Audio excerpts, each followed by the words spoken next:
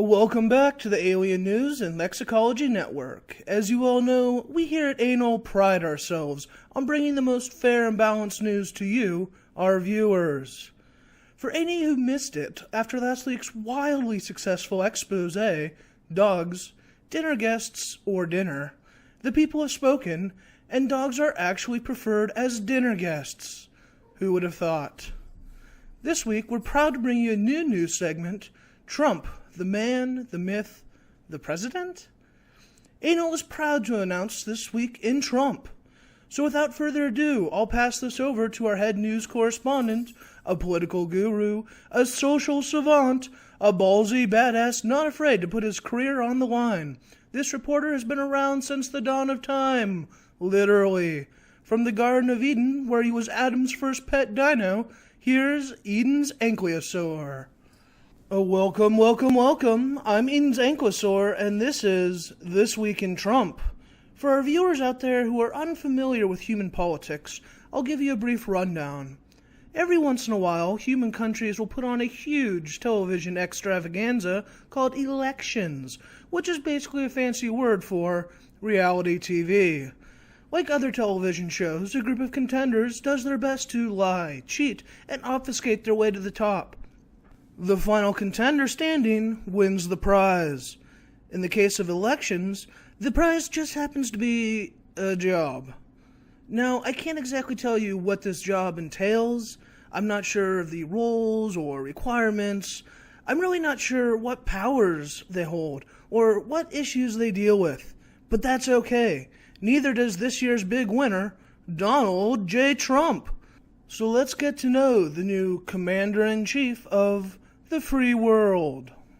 It's important for every good leader to have a good support staff, and according to some guy named Andrew Malcolm, Trump looks skilled as he builds his executive team.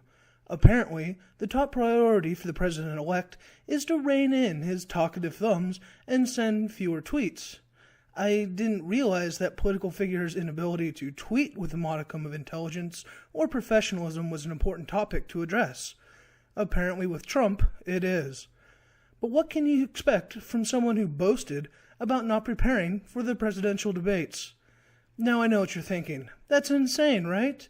If you have a job interview, you prepare for it. If you have a professional presentation, you prepare for it. Hell, if you're a responsible 15-year-old in high school and you have a test, you prepare for it. Do these boasts actually line up with some of the tweets Trump's been sending out?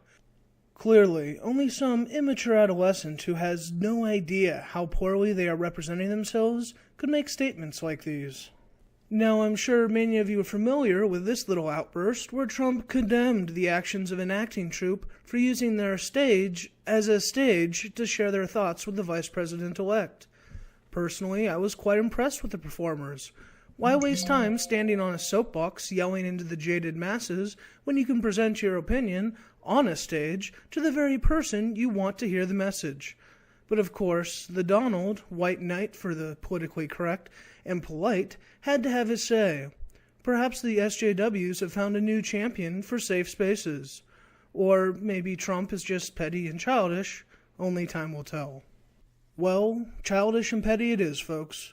For someone who criticized President Obama for everything from the way he handled the situation in the Middle East to the way he holds a soup spoon, this man can't take criticism. Hell, he can't even take a joke. You think that after he not only demanded to see Obama's birth certificate, but asserted that Obama was, in fact, the founder of ISIS, you would expect some individuals would criticize the president.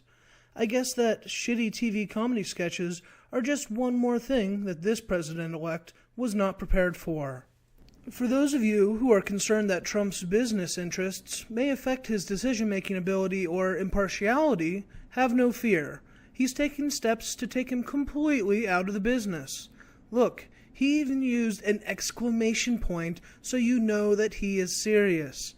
Now, some of you still may be a bit hesitant to trust a man who has backpedaled on basically every one of his campaign promises so far, but there is evidence that these papers are being crafted.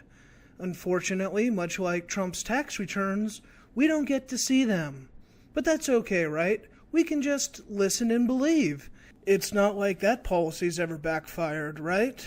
And come on, he's the president-elect. Who are we to question him? Right? At least he seems to have his priorities straight on this matter.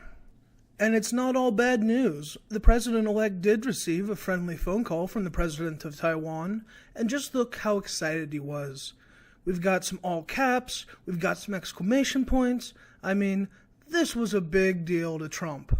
Unfortunately, he did take quite a bit of heat over the call. Apparently, China is not so happy. But who cares about China, right?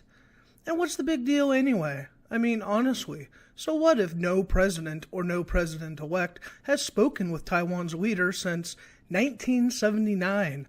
So what if the U.S. has acknowledged the One China policy and refused to acknowledge Taiwan's sovereignty? Well, apparently there is this thing called the One China policy, and much like Trump, I had no idea it existed.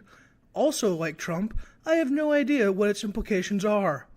Now, I'm just a dinosaur, so I may or may not be at fault for my ignorance on this issue, but for the president-elect, there is no excuse. Unless, of course, you consider the fact that he has no political experience or background, in which case we can probably expect many more of these snafus in the future. But as we learned from Andrew earlier, Trump has toned down his Twitter temper tantrums, so let's see how he's progressing in other areas.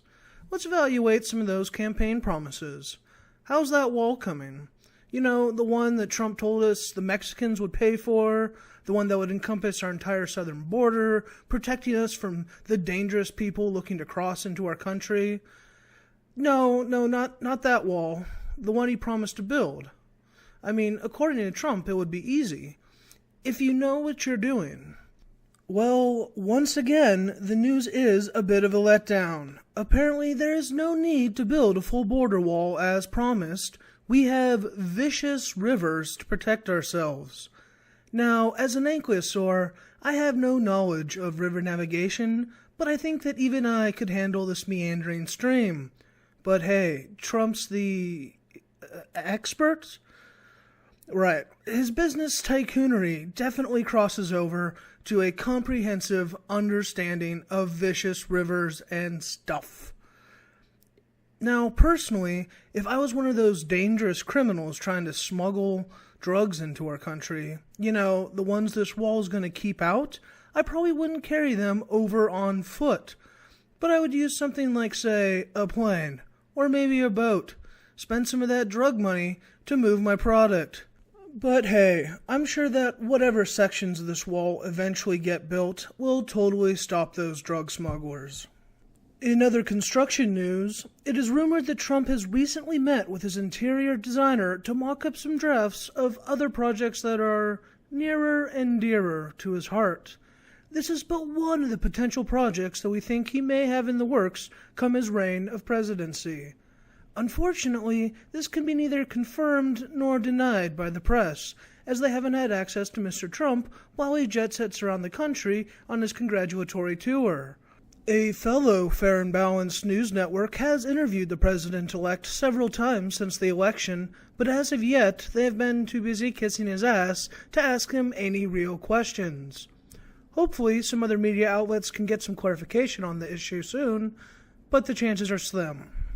Well, folks, that's all the time we have for tonight. Thank you so much for joining me, Edens Ankylosaur, here on the Alien News and Lexicology Network. We here at Anal value your input, so please leave a comment below. Let us know what you thought of the show and what stories you'd like us to cover in the future. Don't forget to like and subscribe, but most importantly, have a great night.